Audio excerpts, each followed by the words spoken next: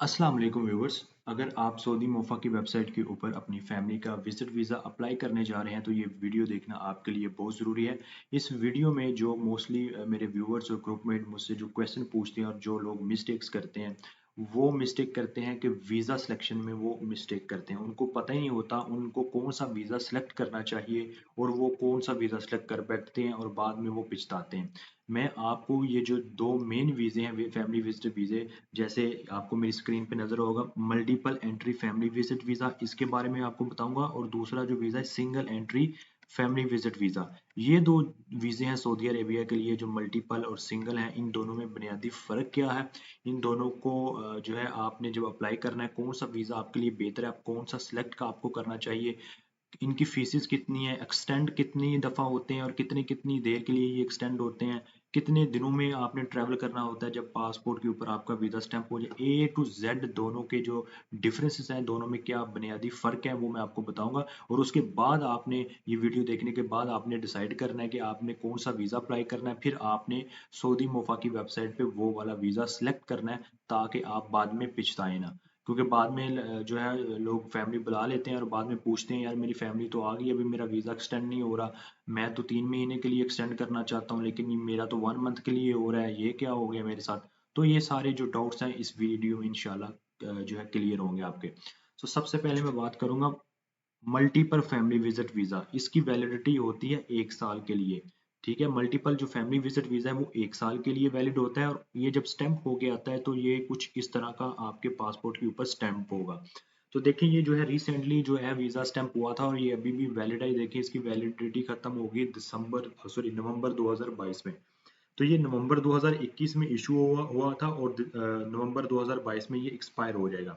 अब मैं आपने करना क्या है कि आपने जब आपका वीजा ये स्टैंप हो जाता है उसी दिन से आपकी जो है एक्सपायरी डेट स्टार्ट हो जाती है। मींस देखें जैसे उन्होंने ये लिखा हुआ है वैलिड अंटिल, यानी कि ये वैलिड है वीजा नवंबर 2022 तक। अब नवंबर 2022 से पहले पहले यानी कि विद इन 1 ईयर आपने सऊदी अरब ट्रेवल करना है। ठीक है, आपने ये जो डेट लिखी हुई है जैसे इस पासपोर्ट के ऊपर लिखा हुआ है 10 नवंबर 2022, इस डेट से पहले पहले यानी कि आप 9 नवंबर 2022 को भी सऊदी अरब आ सकते हैं। इस डेट से पहले पहले आपने सऊदी अरब आना है। ओके, और उसके बाद जब आप सऊदी अरब आ जाते हैं तो आप कितने महीने जो है रह सकते हैं इस वीजे के ऊपर, ये जो मल्टीपल वीजा है। तो ड्यूरेशन ऑफ स्टे जो है इसका सऊदी अरब में होगा वो होगा 90 डेज, 3 मंथ्स तक आप सऊदी अरब में रह सकते हैं।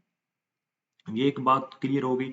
जब आप जो है ये सऊदी अरब आते हैं तो फिर आप जो है 90 डेज सऊदी अरब रह सकते हैं। उसके बाद आपको 90 डेज से 7 दिन पहले आपको अपना वीज़ा एक्सटेंड करना होगा। ये मज़ीद 90 डेज एक्सटेंड हो जाएगा, फिर मज़ीद 90 डेज एक्सटेंड हो जाएगा।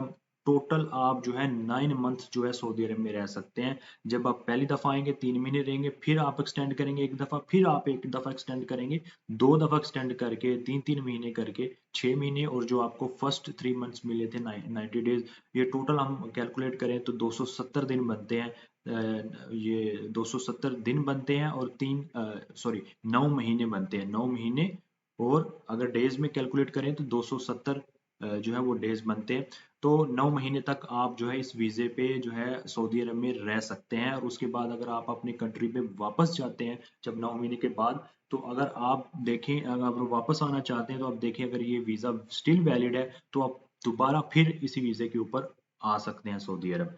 तो अब मैं आपको इसकी वीज़ा फीस बताऊंगा। देखें जो इतमाद में फ़ीस लेते हैं वो इसकी जो है तकरीबन आजकल अराउंड 50,000 यानी कि 50,000 के इर्द गिर्द जो है इसकी फ़ीस है वीज़ा स्टैंप की भी, इंक्लूडिंग जो कोविड-19 की इंश्योरेंस है। ओके, और इसको एक्सटेंड करने के लिए जो चार्जेस हैं, इसका वीज़ा एक्सटेंशन फ़ीस है वो 100 रियाल है, इंश्योरेंस भी 100 रियाल, यानी कि तकरीबन 140 रियाल जो है एक्सटेंशन फ़ीस है, जो हर 3 महीने बाद आपने ये पे करके वीज़ा एक्सटेंड करना होता है। और उसके बाद अगर ये देखें एबशर का भी मैंने स्क्रीनशॉट लिखा हुआ है जिसमें ऊपर आपको क्लियरली मैं प्रूफ दूंगा। देखें जिसके ऊपर लिखा हुआ है the permitted period of 270 270 days जो है जिस दिन आप एंटर होंगे उससे ऑनवर्ड आप 270 डेज मीन्स के 9 मंथ 9 महीने आप जो है आपकी फैमिली सऊदी अरब में स्टे कर सकती है। मल्टीपल फैमिली विजिट वीज़ा आपने अगर सेलेक्ट किया है तो उसके ऊपर आपकी फैमिली जो है वीज़ा 2 दफ़ा एक्सटेंड करके 9 मंथ 9 महीने तक जो है सऊदी अरब में रह सकती है। उसके बाद वापस अपनी कंट्री में जाना होता है। अगर वापस आना है तो फिर अगर वीज़ा वैलिड है तो फिर दोबारा उसी वीज़े पे सऊदी अरब आ सकते हैं। तो अब और इसकी मैंने एक्सटेंशन फीस भी बता दी, तमाद में जो जितनी फीस होगी वो भी मैंने आपको बता दिया। और उसके बाद अभी मैं बताऊंगा सिंगल एंट्री का। ये देखिए single entry visit visa, single entry visit visa इस तरह का सेम ही उसी जैसे मल्टीपल एंट्री जो स्टैंप होता है उसी तरह ये भी स्टैंप होता है। और इसमें ये देखें ये पुराना है, ये 2019 का है। तो जो नया वीज़ा है उसकी वैलिडिटी जैसे इधर 90 डेज लिखी होगी, जो नया होगा उसकी वैलिडिटी 30 डेज होगी, ठीक है। 30 डेज होगी और उसका ये देखें ड्यूरेशन ऑफ स्टे इधर 90 डेज लिखा होगा। जो अभी वीज़े लग रहे हैं 2022 में उसकी जो ड्यूरेशन ऑफ स्टे होगा वो 30 डेज होगा। ये पुराना वीज़ा इसलिए, पहले मल्टीपल विजिट वीज़ा जो था वो नहीं था, पहले सिंगल एंट्री विजिट वीज़ा लगता था। तो ये पुराना वीज़ा 2019 का।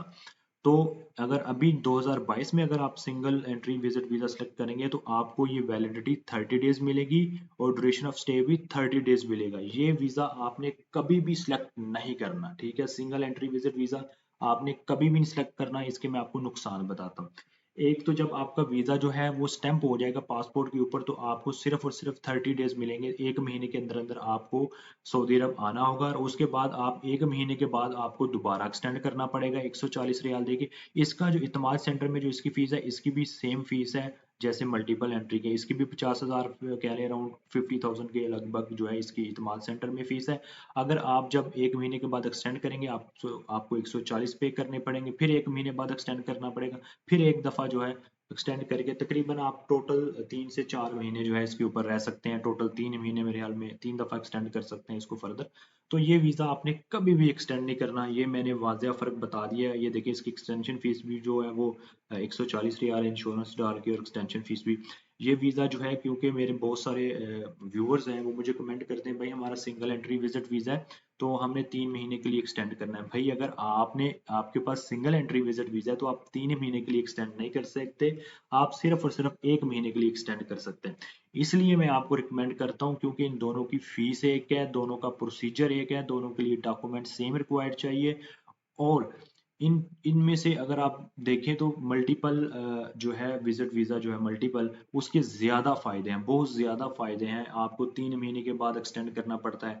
सिंगल एंट्री में आपको हर महीने एक्सटेंड करना पड़ेगा, आपके ज़्यादा पैसे लगेंगे एक्सटेंशन कर करके जो है आप 100 हर महीने 140 रियाल पे करेंगे। तो कम कम अरसा जो है आपकी फैमिली सऊदी अरब रह सकेगी अगर आप सिंगल एंट्री के ऊपर है। एक ही दफ़ा आपने एंटर होना है उसके बाद आपने 3 महीने तक आपने रहना है या 4 महीने तक एक्सटेंशन के साथ।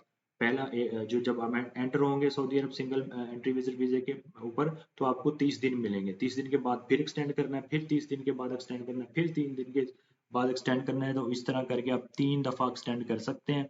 तो इसका फ़ायदा कोई नहीं है, सिंगल एंट्री बहुत कम लोग लगाते हैं। तो जो लोग लगाना चाहते थे मैं उनको बता दिया दोनों में डिफरेंस क्या है। सो इसको मद्देनज़र रख के जो मैंने आपको मैसेज दिया है जो वीडियो में, इसको मद्देनज़र रख के आप अपना जो है वीज़ा अप्लाई कर सकते हैं। उम्मीद करता हूँ ये वीडियो बहुत आपको पसंद आई होगी। मज़ीद ऐसी इन्फॉर्मेटिव वीडियोज़ देखने के लिए आप मेरा चैनल सब्सक्राइब कर सकते हैं। अल्लाह हाफिज़।